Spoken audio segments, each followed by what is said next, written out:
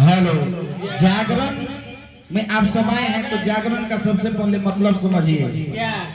ज से जागना, ठीक है, ग से गाना, और र से रमना, और न से नाचना, लास्ट में पैसा देना। नाच रहे हैं ना?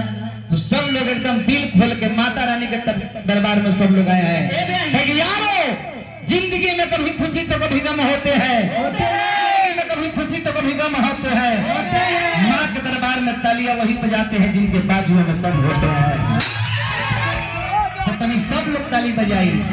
हाँ, भगवान माई के जागरण में हाथ ताली बजौला से हाथ के गलत रेखा कट जाला। और जयकार बोलला से जयकार के माने हुई कि हम भगवान के दरबार में सरेंडर बोल देने। राउर हाथ भगवान पकड़ ली हो कर बाद केहू रोकी ना। कहे गवा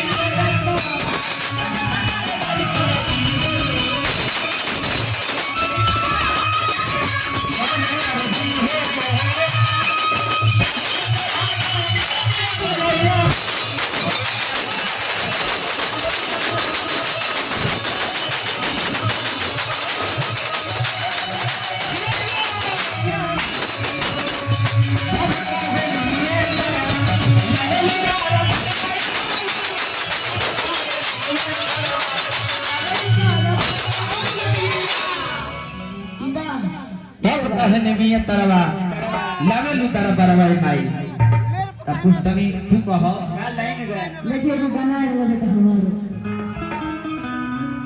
कि एक कबरिया गरजातिया अरे बेटी